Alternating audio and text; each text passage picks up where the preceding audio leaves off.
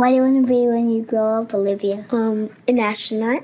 I want to be a fashion designer. A basketball player. I want to be an actor. A doctor. A teacher. A chef. An artist. What do you want to be when you grow up? A mermaid. Do you know what a computer programmer is? Yeah, no. No. No. I think it's something that has codes and it's able to decode a mystery. I think that they... Wait, what? Computer programmer? No.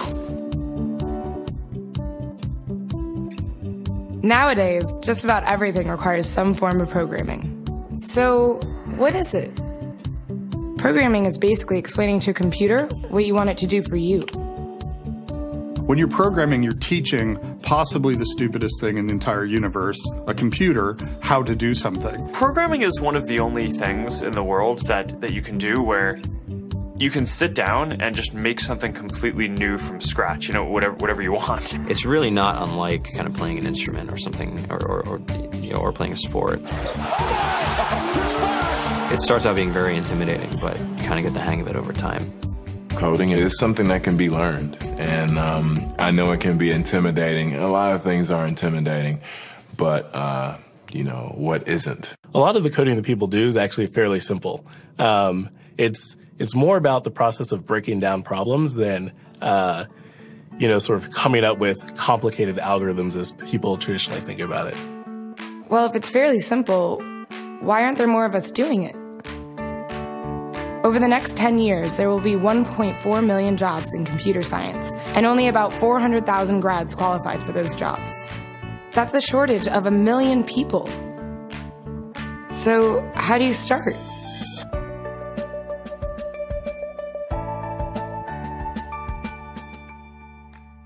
I was obsessed with maps when I was a kid, and cities specifically. So I taught myself how to program. I had a very clear goal of what I wanted to do, which is to see a map of the city on my screen and play with it. Put things on the map, move things around the map. See what was happening in the city, how it worked, how it lived, how it breathed. The best early thing was actually using software to decide when the classes in my school would meet, and that put me in a position to decide which girls were in my class. The first program I wrote asked things like, what's your favorite color?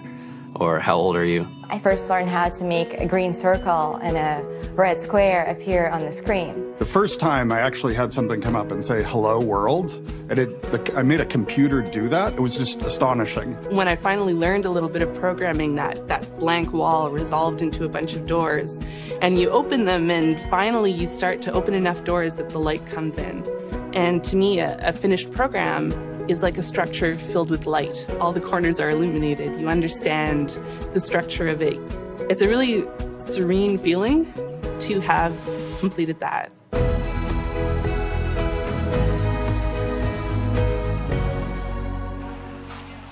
It took me some time to realize that creating things with your hands or creating code, creating programs is just a different way to express creativity. I think right now there's a big emergence of the culture of making. People who make their own scarves and hats, people who write their own apps. Now it's just limited by your imagination and sort of what kinds of ideas what kind of understanding can you build into the computer so that it can do these things that were previously impossible.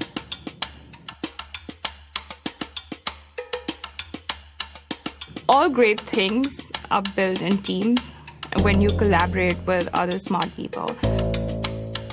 You're testing your ideas, you're stimulating each other. That's what makes us successful. It's not some flash of brilliance by somebody who then codes 24 hours a day for 3 weeks. It's what happened. The magic happens when we're all on the same page, collaborating and building something together.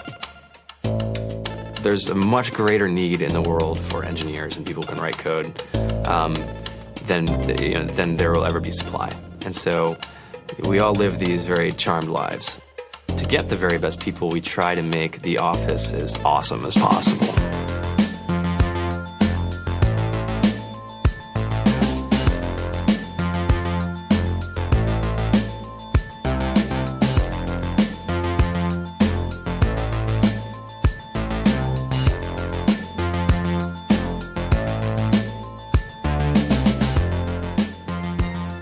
have a fantastic chef. Free food. Breakfast, lunch, and dinner. Free laundry. Snacks. Even places to play and video games and scooters. There's all these kind of interesting things around the office and places where people can play or relax or go to think or play music or be creative. I went on the Bureau of Labor Statistics for the United States, and there's about a third of the pie that's all the things you would expect. It's, they're working in the government, they're working in typical technology jobs. But then, like, the rest of the pie, and it was the majority of the pie, just split down into these little teeny slices of every industry imaginable. And what it is, computers are everywhere. You want to work in agriculture? Do you want to work in entertainment? Do you want to work in manufacturing? It's just all over.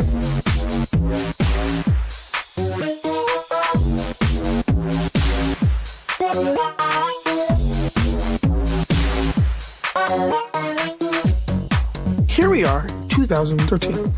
We all depend on technology to communicate, to bank, information, and none of us know how to read and write code. So you guys, what else? Who else has an idea of what we can change with our programming? What else can we do? Tiffany?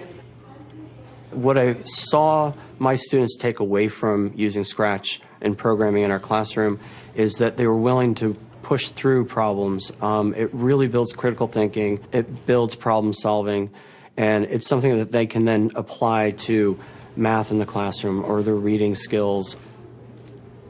We integrated science with this programming, and I saw my scores go up 30%.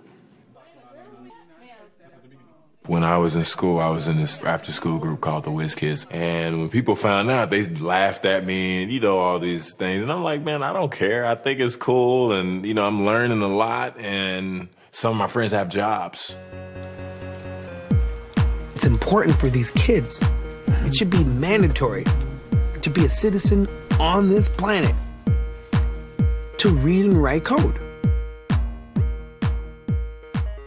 I just think you have to start small, right? And I think that's one of the biggest misconceptions about computer science and programming overall is that you have to learn this big body of information before you can do anything. You don't have to be a genius to know how to code. You need to be determined. Addition, subtraction, that's about it. You should probably know your multiplication tables. You don't have to be a genius to code. Do you have to be a genius to read? Do you have to be a genius to do math? No? No?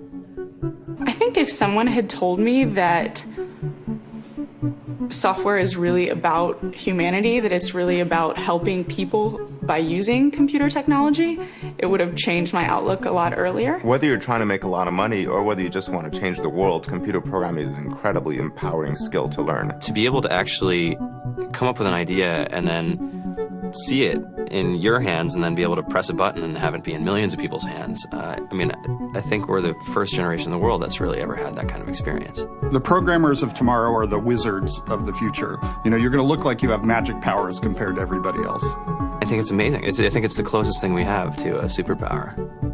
Great coders are today's rock stars. That's it.